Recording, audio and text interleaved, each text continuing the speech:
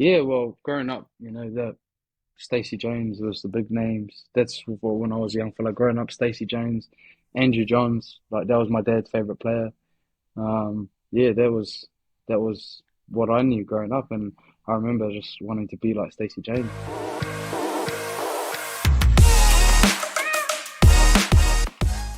Hey team, welcome back to a special episode of the Warriorholic. Coming to you today with a very, very special guest, Warriors 209, I think it is. Yeah, that's the one, bro. My man, the ultimate warrior, Mr. Jazz Tevanga. Welcome, bro. Oh, Oh man, so awesome to have my first warrior live on the show here, so I'm a bit nervous, man. no, happy to be on, bro. I'm sure you've been on a few more podcasts than I've actually made myself, so it's a real pleasure to have you here today. Sweet, brother. Hey, how's all the recovery coming, man? I know you've had a pretty tough sort of 6 to 8 months there with the shit in the off season, and then now you're struggling a bit with a calf, is it? Yeah, nah, it's been a frustrating 6 to 8 months, like you said. Feel like I can't catch a break. Funny in my career, I never really got injured, but now this I've just had this window of bloody shit. So now we're getting along. The calf's coming along sweet. I haven't started running yet. Once I start running, it'll be about 4 to 6 weeks from there. So I'm hoping I start running next week. Um, but yeah, it's just real slow letting because I didn't actually tear my calf. I tore the tendon, Oh which yeah. is connected to my Achilles. So it was a pretty bad injury. I think the next one after that was a full rupture, which would have been about pretty much a year. So Yeah. it's coming Call along that a win, slowly. eh? Yeah, we'll call it a win. Take the wins where we can, and yeah, it's coming along slow. So hopefully about 6 weeks, I'll say I should be back. Oh, far, bro. Just in time, like you won't have that fatigue. You'll just be ready to hit those finals, mate. Yeah, well, that's another thing I was looking at is the boys. Well, generally when you get to the end of the season, everyone's pretty burnt out, carrying injuries and stuff, and I feel like I'm going to be fresh, and when we Yeah, get into finals, I'll be ready to roll. yeah, yeah, bro. Hey, so today what I'd like to do is like I know you do a lot of interviews and you do a lot of stuff about how the Warriors are going this year, which we're really, really proud of, and it's awesome. And maybe I'll touch on that at the end, but for a fan like me, you get very little chance to get a bit of an insight into who the fella is behind the man in the shirt we love. So if you don't mind, I'd love to kind of, pick your brain a little bit and find out a bit where you come from and how, your journey to making it to the Warriors. Is that Yeah, all good? yeah, that's me, bro. Yeah, bro. So whereabouts did you grow up back in the day? So I grew up. Well, I was born in Christchurch, in a little army town called Burnham. Yeah, yeah. My old man was in the army. That's where I met my mum. She's from Christchurch, but my old man's from up Auckland. So born in Christchurch. We moved up to Palmerston North when I was Oh, about 5. yeah. And then my mum had my brother who's got autism and my sister. So she had her hands full. And my dad was posted to Iraq. So, and Oh, I was pretty naughty growing up. So yeah. they sent me to Samoa for a year. Awesome. While dad was away. Then when we come back from Samoa, we moved up to Auckland when I was about 10, and I've been here Oh, ever yeah. since. Yeah, Papakura. Yeah. I remember you mentioning in the Anzac Day thing about your dad was in there, so that's pretty awesome. So, is it your mum or your dad's size at the Samoan? My dad's side. Yeah, Oh, yeah. dad's full Samoan. Yeah. Oh, yeah. You pick up a bit of the lingo while you're over there? Yeah, I did when I was younger. And then when I come back, I've, I don't know, just lost it. But Yeah. yeah, all my fam say that I was the favorite, nephew or grandson because I was the only one that could speak full Samoan. Oh, But awesome. yeah, I lost the tongue. Eh? Yeah, mate, I know that my sons and my daughter are both, they were born in Japan and they've been back here like 5 years and they forget it pretty quick. So, Yeah, yeah, it's good, mate, but yeah, it must be good when you play for Samoa and that you get to hear a little bit of for some of the boys in the environment there. yeah, 100%. Even in the boys at training, like speak a little bit. And then, yeah, when we're in Samoa camp, I can understand it, but I can't, speak it, which is weird. But Bit of yeah, a challenge during the recovery, bro. yeah, Learning yeah, yeah. learning Because bits I'm of doing lingo. Samoan classes now, so Oh, awesome. hopefully, yeah. Yeah, that's awesome, bro. So, how old were you when you ended up in Auckland? I was 10. 10, Yeah, oh, yeah. So you yeah, went through all your school up there, did you? yeah. So Papakura, I went to Papakura Normal, and then Papakura High School, A bit which of a was difference from Palmerston, bro. yeah, she's pretty rough out these ways, bro. Oh, what did you have any like, when you first moved up there from Palmy, was it an easy transition into life up in Papakura or were you get into a bit I of always came up to Auckland for holidays, like with my cousins and that, over the North Shore.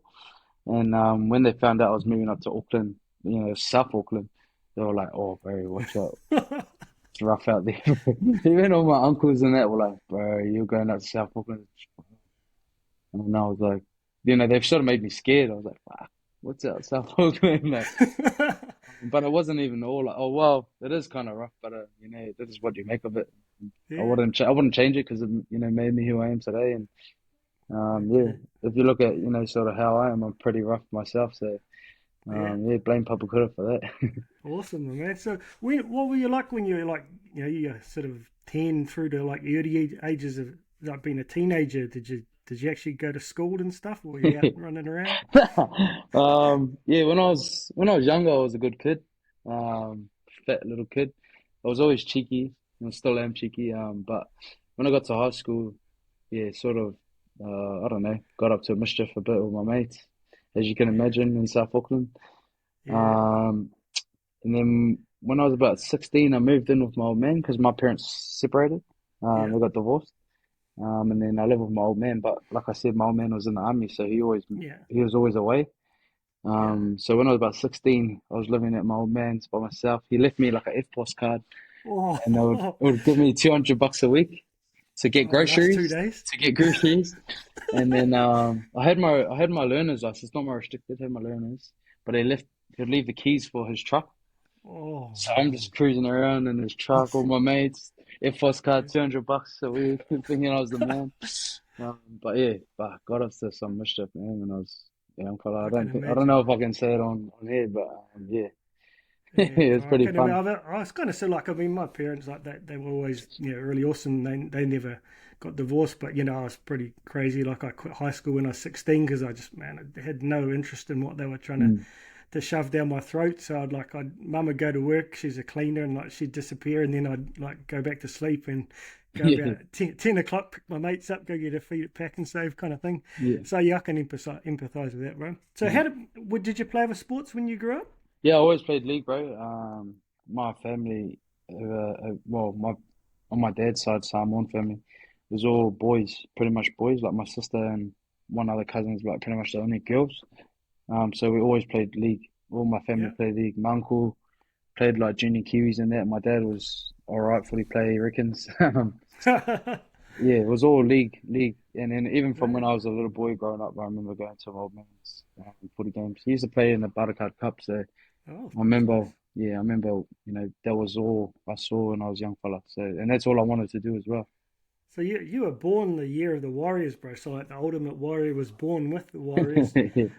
Because like when I grew up playing Union, it was around 1988, 89 when they first started bringing the Winfield Cup over and they'd put it at the video shops Yeah, so you could go and record them. And I'm being from Upper Hutt, I followed the Tigers and one of the guys, Morven Edwards from my primary school, he played for the Tigers and the Kiwis and shit. So I was yeah, a Tigers fan back in the day. But I guess by the time you were born, that we had a pretty big rise of rugby league for about through the late 80s and then the early 90s we had some success with the Kiwis. So by the time you can probably remember, it was a pretty mainstream culture by then, eh? yeah. Well, growing up, that Stacey Jones was the big names. That's when I was a young fella. Growing up, Stacey Jones, Andrew Johns, like that was my dad's favorite player. Yeah, that was what I knew growing up, and I remember just wanting to be like Stacey Jane. So here's your idol, was he back in the day? He was one of them. He was definitely one of them.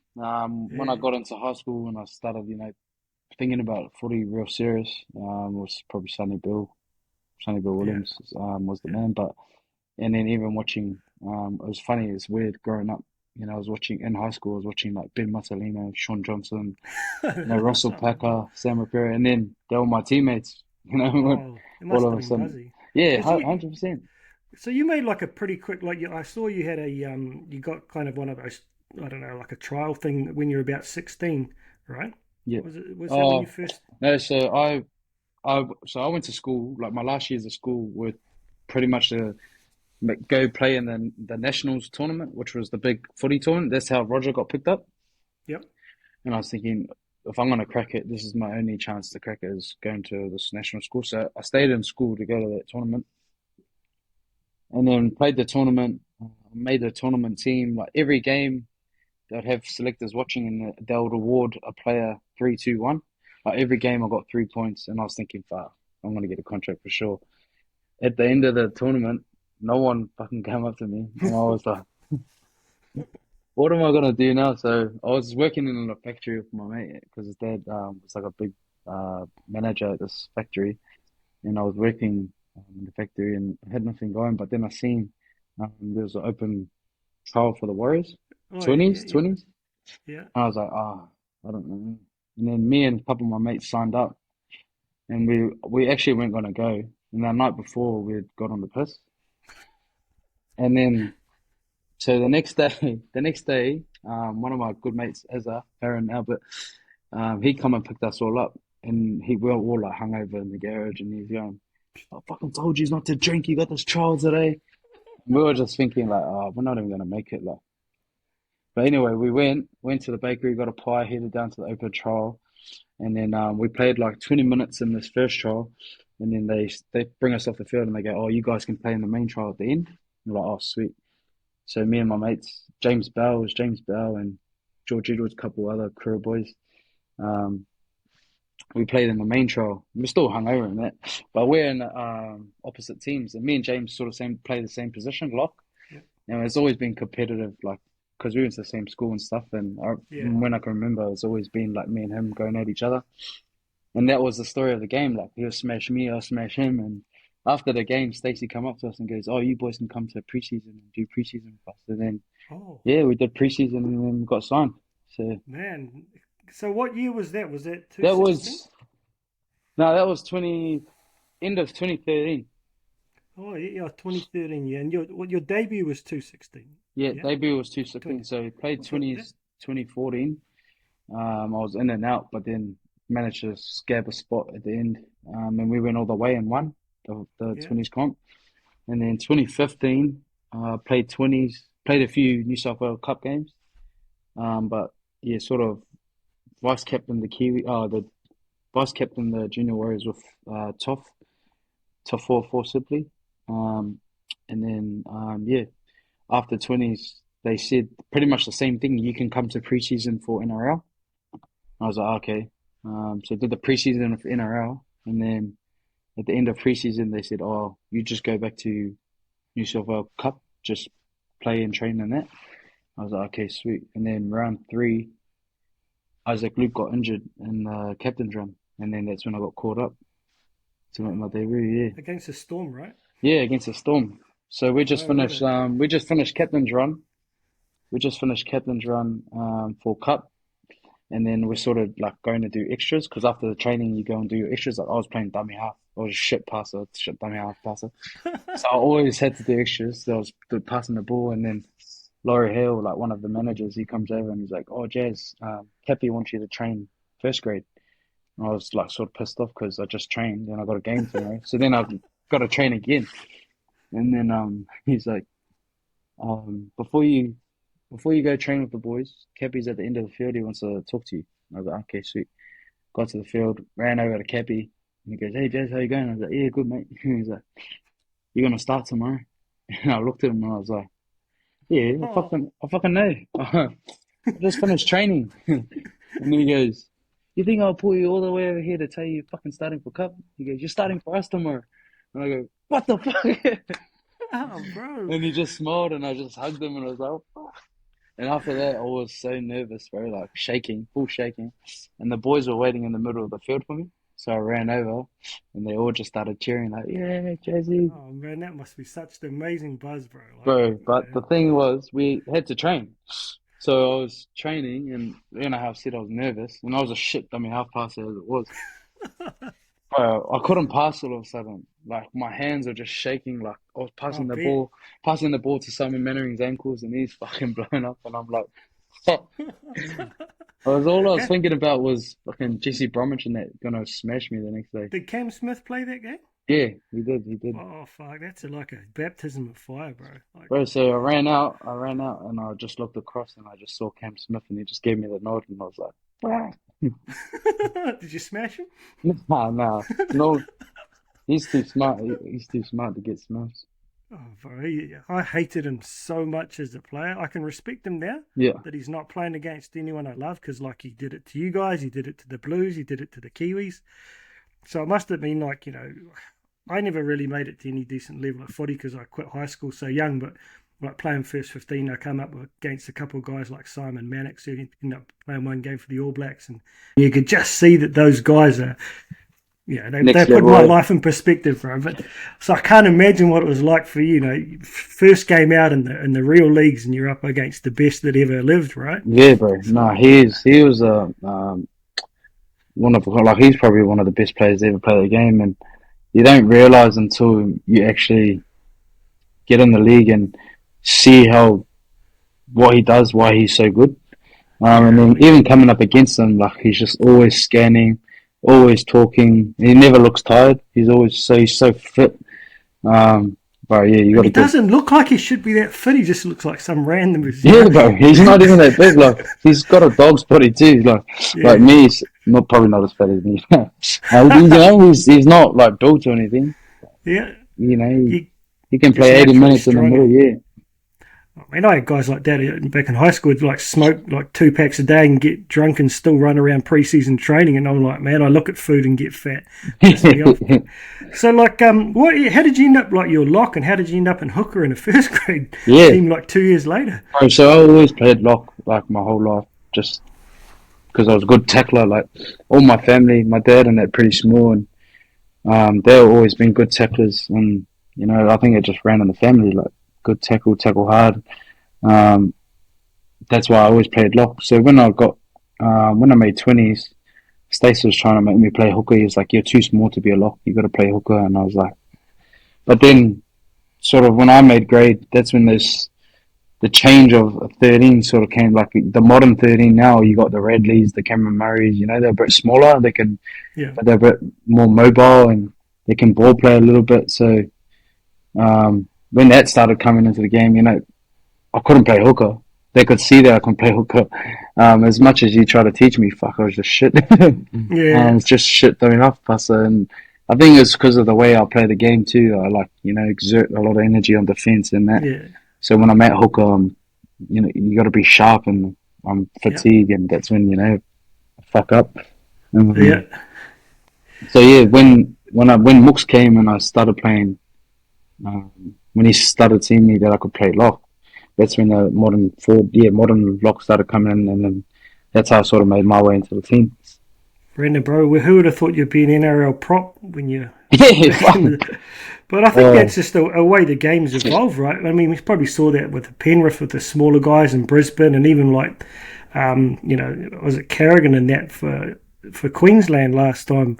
mm. They'd be no bigger than you, right? They're a bit bigger than me.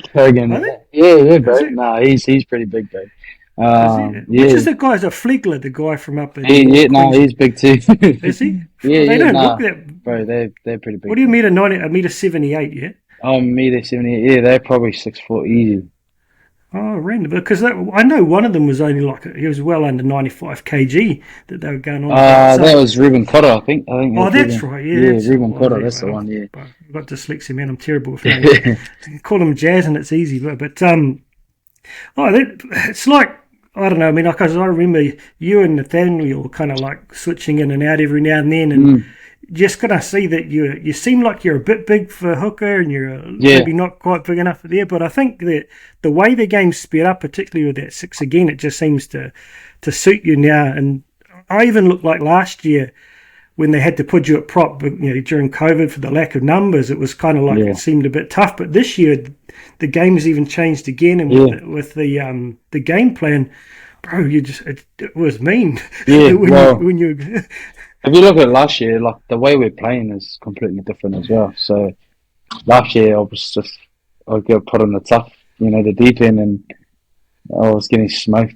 But this year's changed heaps because of the brand and the way we're playing, and we've got guys that can back it up. Who can get us on the front foot, and that's where I can chip in. We've got Adam, then say I'll take a carry, and then Walks take a carry, or yeah. you got Adam, then you got Marata, and then I can take a carry. So yeah, we've got bigger guys around me that can help bash in Yeah. as well. But I think it's like, yeah, I mean, I don't, again, it's been interesting doing this whole YouTube thing because it's made me look at the game at a whole different level. Mm. Whereas before I get all emotional, fucking pissed off, and, Yeah, and I wouldn't go back and watch it. But now I have to actually review the game. I go back and I watch it, and just things like, trying to spot, like, for example, Marata. Like, he's an awesome player, yeah, but to the average person, I know I can't appreciate the full contribution, even like Tamari Martin, yeah, and when you go back and you see the little subtleties that those guys do. So just really trying to see what, the way the game plan's going this year. And it definitely just, Webby, when he came on right back in the beginning, he's talking about having these really fast across the ground forwards. And so you've got the speed between play that tires those big fellas out and brings you into it. And, man, as a fan, watching you and Dylan come on as a pair, it's just like, yeah, whoa, yeah. man, it's amazing to watch. It must have been pretty awesome to have that 1-2 punch. That first game was against the Cowboys. Cowboys, yeah, bro. Yeah, Yeah. So if you look at our team, like we're starting to get a team full of hard workers. Like you got me, well, you got Tohu and Adam up front, but then you also got like Mitch Barnett, hard worker. Tamari is a hard worker. Even our OBs now are working really hard, and that's just like on the fence. I'm talking about on the fence. yeah. So you put a kick down, we're all chasing down. You got guys that can get off the line, get line speed, and work hard on the fence. So like me, Walker, Barnett. But then we're getting a good mixture of the key guys like we've got Tamari and Sean. Even Sean, like the way he's playing, he can put the kick in. He can set up all the plays with Tohu, set up the structure, chance at the back. But then we've got everyone that is working hard, so it makes it easier for us. It's just, you can see the synergy, bro. Like last year, I'm never going to claim anyone doesn't want to be there or whatever. They're not working their ass off, because you're not going to go into a game in NRL half-assed because you get smashed. But you could just tell that some guys were tired and their heart was maybe they knew they were going to stay in Aussie and stuff. But there's a few you guys like you and like Marcelo, like you could just see every time you got the ball, you were trying to carry that team. Whereas you come out this year, it's like that weight is so evenly distributed. Like I could not, you hear Warriors fans every year, like the usual toxic ones running their mouth, oh, he's this, he's shit, he's that, or whatever. But you could never accuse one guy this season of not busting his ass off for 80 minutes, bro. And that's what makes us so proud. And it looks like, it looked like even like Adam and you looked a little bit lonely out there last year. Yeah. But this year, he just looks like he's loving his footy so much again, We were just on all different pages last year, right? And to be fair, like that last year when Brownie sort of got sacked, it was just like we were just so done, like depleted after everything we had been through. Like we've been over there, we had about 3 coaches in the 3 years. Like we went over there with Mooks, he got sacked, and we had Todd Payton. Then, they offered him the job. He didn't want to take it. He left. So then we had Brownie. Then we're moving back to New Zealand. Brownie didn't want to come back to New Zealand, even though he signed with the Warriors. Then he left. Then we had Stacey Jones. So we had 4 coaches. Yeah. We had players leaving, and it was just, bro, we were just over it. Like we just wanted to finish the season, get home. I know. And just I can imagine. Be set. Yeah, it was it's like that last week before Christmas, bro. For a normal 9-to-5 guy, you're just hanging out to get there, But I can't believe from the outside how fast Webby seems to have transformed that. And I train like leaders and CEOs for a living, bro. And the first time I heard him talk, the way he broke it down into this really concise and practical sort of philosophy, and then when he said, bro, we're not trying to make the 8, we're just trying to win as many games as we can, and why will we limit ourselves? And I felt like I was listening to this guy who I try to make. Like these CEOs are struggling, I try to bring a lot of those kind of things into them, like the real, you can understand every word he says, whereas some coaches it's quite hard to comprehend what they're trying to say. Did you find that like he was really, he really changed things pretty quickly? Yeah, bro, definitely. As soon as he walked through the door, like the way he spoke, he was real honest of where we were where we were and where we were going to get to, but what we had to do to get there. And that's the best thing about Webby is that he is honest and does tell us how it is. And, he knows why we believe in him so much is because we know he comes from Penrith. They won back to back. They went to the grand final 3 years in a row. Like, we know he knows what he's talking about. And then the way he makes us believe in each other, like, it's weird. The way he talks, it gets you fired up. And he just puts so much confidence in yourself as a player, but then also your teammate. So they say there's these two kind of, like Wayne Bennett's like the guy who gets the team to believe in him as people, and he's quite philosophical.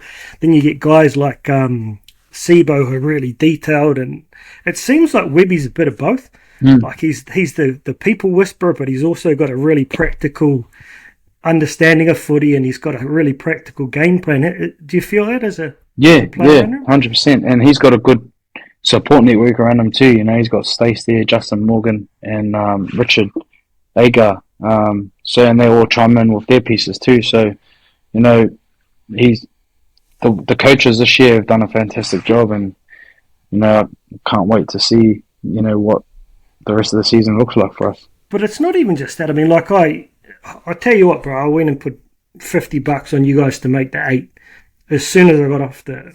That's gonna win easy. That's the easiest. Right, but that was the first interview I heard him speak. Not even before the season started. This is when his first interview on SENZ. Yeah, I heard him speak, and I just knew, bro. Yeah, like I mean, I get paid to spot leaders, and I'm gotta meet this guy one day. Yeah.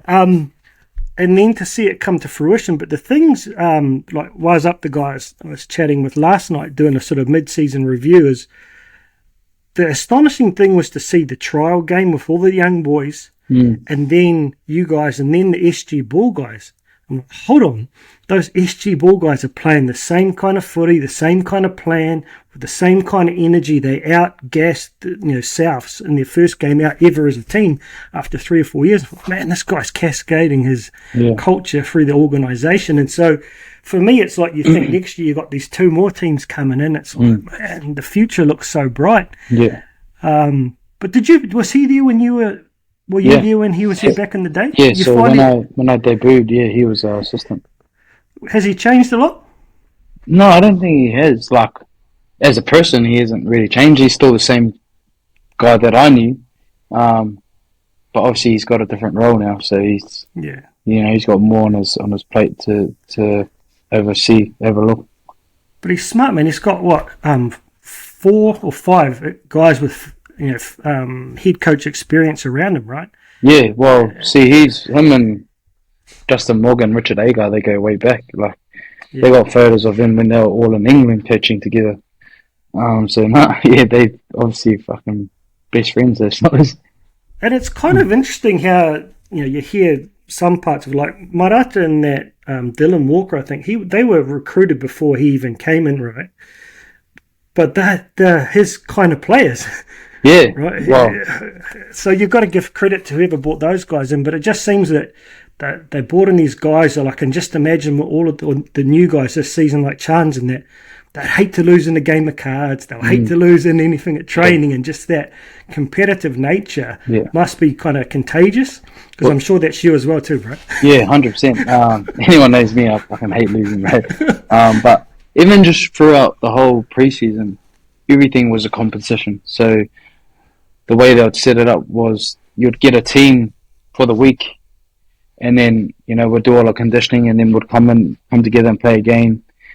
That team that lost, they had punishments, which was extra conditioning always. So everything we did during the preseason was competition driven, because awesome. Everyone hates to lose, and that's what we're actually playing in as a game. Yeah. So everything we do, even now, like just yesterday we had training and the boys had a game, and every Thursday we have a barbecue with the whole club. That's all the staff, staff and that get down. So it was like, whoever loses, they got to clean up. So no one wants to fucking clean up. So even just little things like that, it's been really good. Yeah. He talked about how the preseason was really footy focused, and that's why you guys were sort of match fit even for the trials. And was it harder than a traditional like run up the hills kind of training, or was it? Did it? I wasn't. Obviously, I was injured, but Oh, I definitely saw them running. Um, but it was a lot different. I heard him say, "I want us to be footy fit," and what I feel like too in the past, the Warriors, we've never been unfit. Like every preseason has been fucking hard, and we've been fit. Like we've been fit athletes, but we haven't been match fit. Like how he says, yeah, we're not footy fit. We're not used to being under pressure, under high stakes. So when we come to those high pressure games, we'd fold because we weren't comfortable in those situations. And that was what the preseason was basically. We got put in those positions a lot, under pressure, to see how to react. And when we did react a certain way, if it wasn't the way we were meant to, he would stop and go, "Whoa, whoa, no! When we're here, this is what we've got to do." do it So again, do yeah, it do again. it again, do it again, go start again. That's how it was. And you look now, we're becoming a good footy team. Sean's putting the ball in the corner and we're chasing down and defending. Well, there's 2 points on that. Is like the first one is about the fitness that I noticed this season is that the Warriors evolved. Apart from 2018, that was a pretty fit team, but I think it was a different kind of fit. But what I noticed this year is no one's outgassed you in the last 20 minutes of a game. No one. Mm. Not even the likes of the Storm and that. And I think you, whatever they've done, I'd say it's the match of any team in the comp. But from the outside, it looked that no one was fitter than you. But you kind of see the fatigue starting to build up in the legs after that, 3 games in 12 Yeah, days kind of thing. That even though you're fit, the legs just don't have time to recover. Was yeah. that something you noticed from the boys? Well, bro, like to be honest, we're the only team that kept their comp alive the last 3 years, and then the way they want to reward us is give us 3 games in 11 days, and we had to And throw in the travel. Storm and the Yeah, Roosters. and put on the travel. Like we travelled 2 of those games. Yeah. Like, bro. And the games who we're playing, we played Storm, Roosters, Penrith. Like the top 3 teams of the comp the last decade. So even after all that shit, we're like, okay, the Webby says we don't want to make excuses. So we park that. If you even look at the games that even though we lost, in those games, like look at Melbourne. If me and Tohu stay on the field, like, I'm not being cocky, I'm being straight up. Yeah, We I we agree. beat them. We beat them Yeah. because the only reason they score was because a tough call from the ref, and then Harry Grant dives under Bunty. The poor bloke's been out there for 60 Yeah. minutes, which he normally wouldn't. Yeah. And then the Roosters, that was an ugly game. We could have won that. We had our chances. We dropped the ball a few times. But then even go again against Penrith, like usually if you look even last year, we're getting pumped by 40 or something in those Yeah, that games. that's a, that was the thing. They couldn't break your line in that Mm. second half until the right at the end there. But I mean, you can't lose that many of your creative players and compete with the best team in the past 3 years exactly on their level. And I felt like, man, if we had our best team out there, Mm. ooh, Yeah, we don't know. Yeah, see, and the thing oh, is, we're trying to build a reputation where every team that plays us, they know, oh fuck, the Warriors, this is going to be a hard game because they know we just don't give up. We stay in the yeah. fight, and But you have, man. yeah, and that's the And we reputation notice that. it as fans, man. Like I said at the start of this season, like I said, trying to rebirth myself as this positive, balanced, passionate Warriors supporter after all of these years of getting caught up in the saying, getting angry at guys personally. And it's like, man, they're humans. And I decided, no, I love this team because it's a sports team and I get to live kind of my dream through you guys, right? So for Mm, this year, I'm resetting and it's been so easy yeah, yeah, because like that I said I want you guys to play with the same heart that I follow you with, mm, and I feel like you personally, bro, that you've never had that a question about you in any game I've ever seen for you in the Warriors or any team you played for.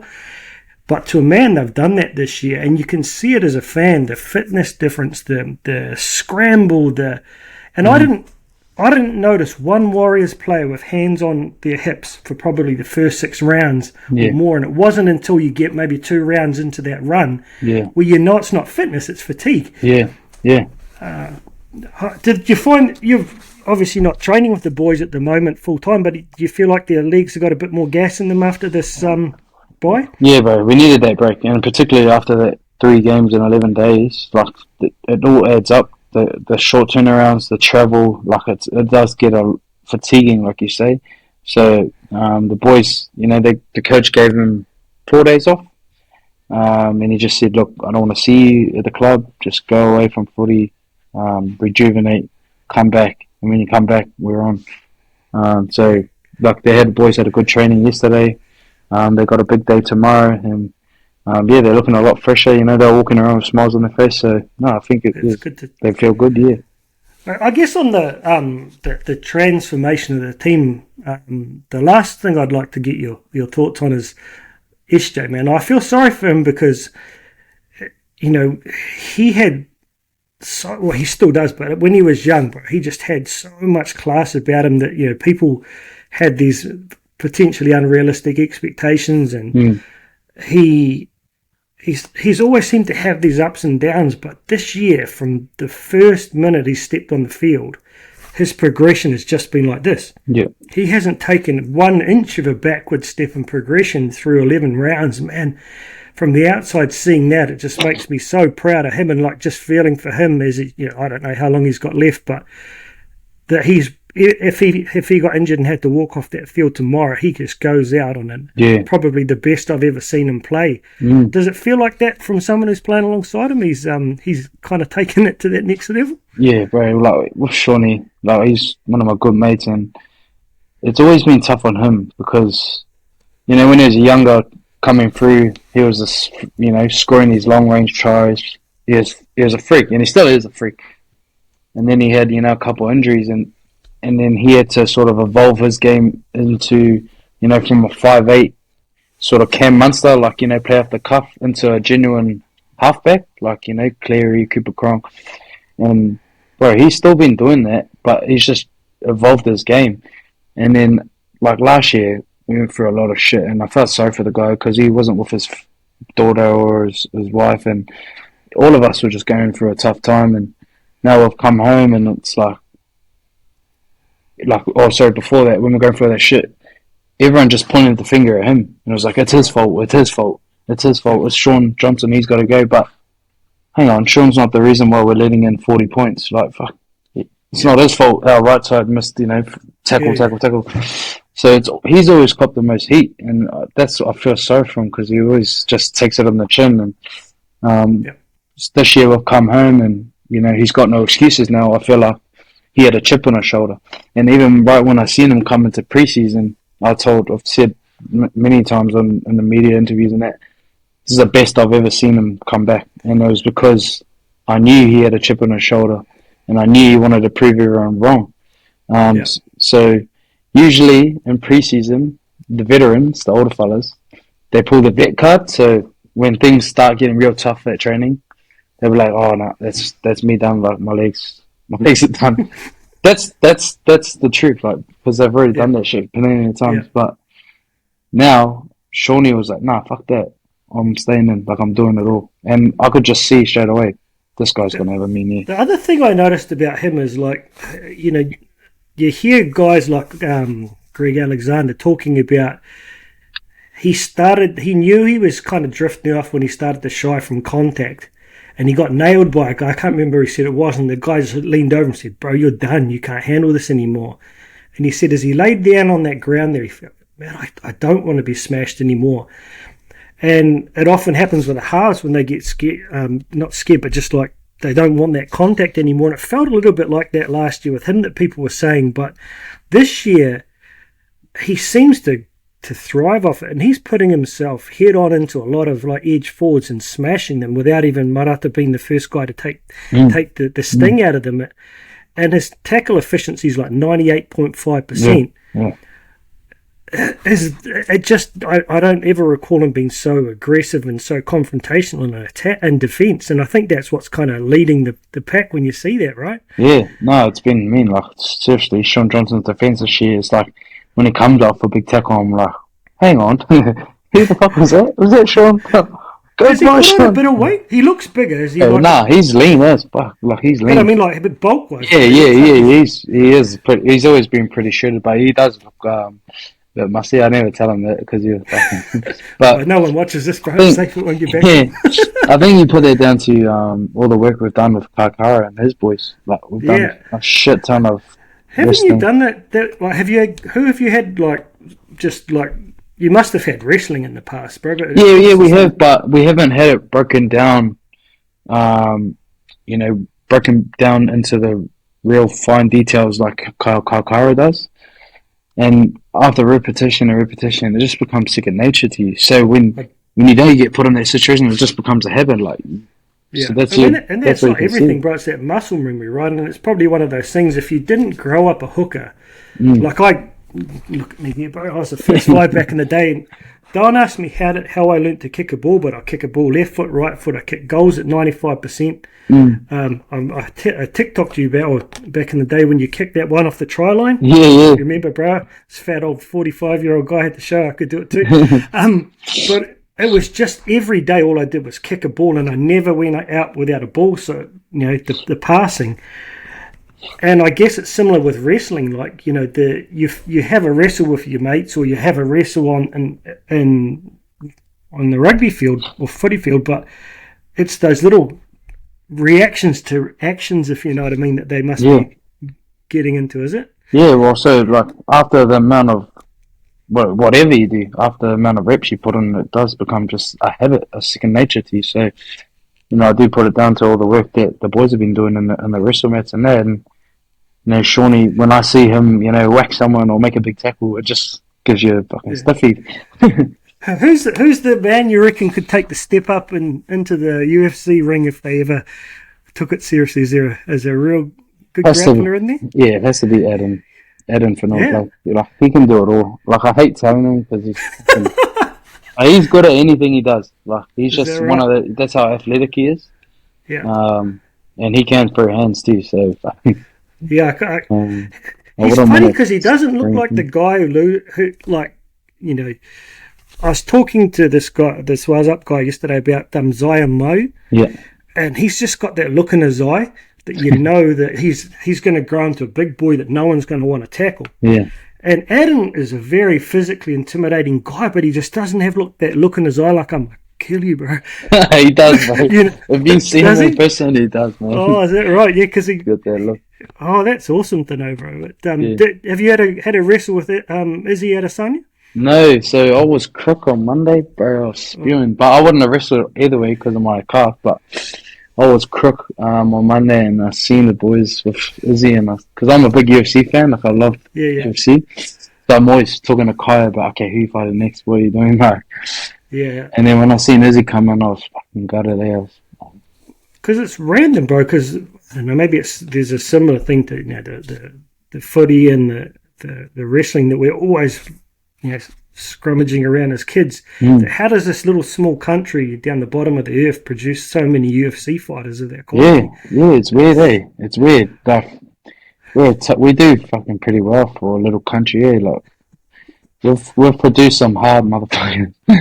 But even look at on the footy field, bro. Like, how many people? There's like 4 times the population of Aussie. Yeah. And we hate losing to those guys, and they've got Yeah. 4-1 to choose from. But like one NRL team versus 16, but we can't accept that 16 of them have got more of a chance than us. So I love the competitive nature.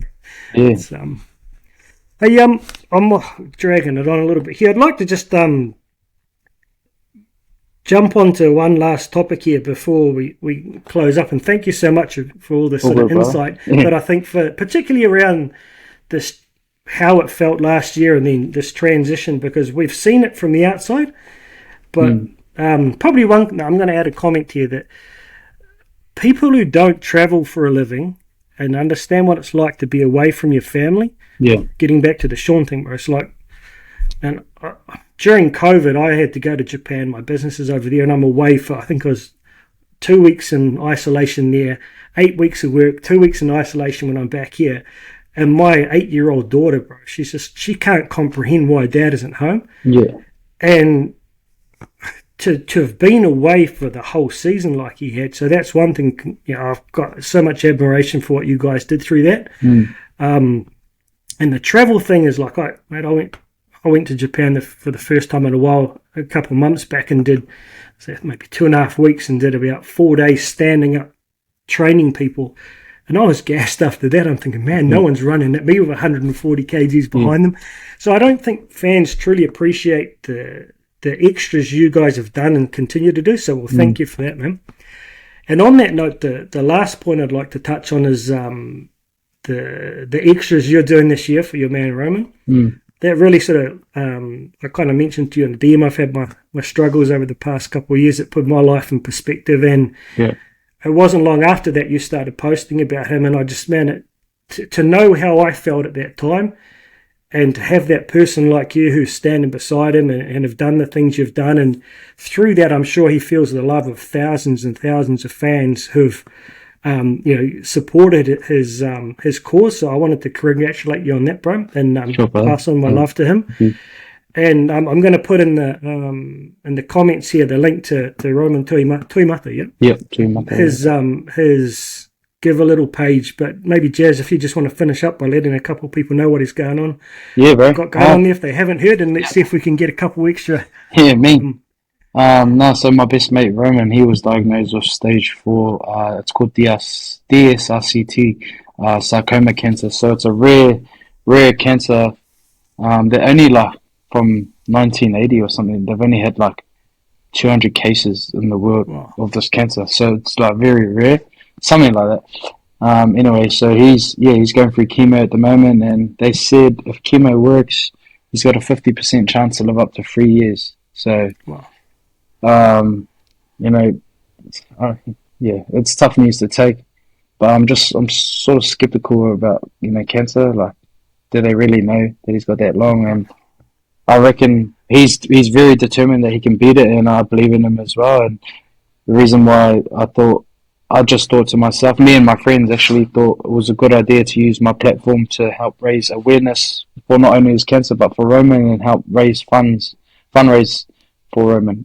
He just got engaged and he just bought a house, and ACC doesn't cover cancer patients, so financially, like, the stress on him and his family is insane at the moment. So I just thought how I could help out, and I've done an initiative with my game this year. I think I'm fundraising. I said I'll do $10 for every tackle, $1 for every meter I make, and $500 for a try. Just being on hold at the moment because I'm injured. So I had an idea, bro. You should take your average game and just keep paying that out for the rounds that you're off. Yeah. No, I might just leave it. I might do something like that, bro. I might actually look into that. That's a good idea. But yeah. So the link's in my bio on my Instagram. It's _jazz _Tevanga Tevaga, and if you can help out anyway, flick a few dollars to the bar, please. Yeah, bro. I mean, the raffle you did, I couldn't believe, like, it was like 15 or 20 grand or something you managed to raise that. So that's awesome.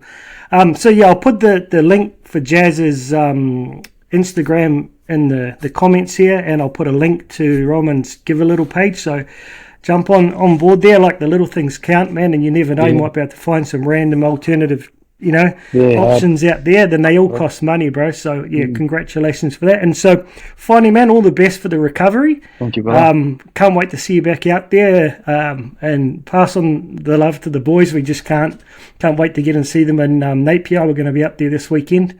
A shame that you won't be there, man, screaming them on, but I sure will be. So thanks again, and mate, it's just been an absolute pleasure to chat with you, and I think a lot of people would have got some cool insights into the man behind the Ultimate Warrior.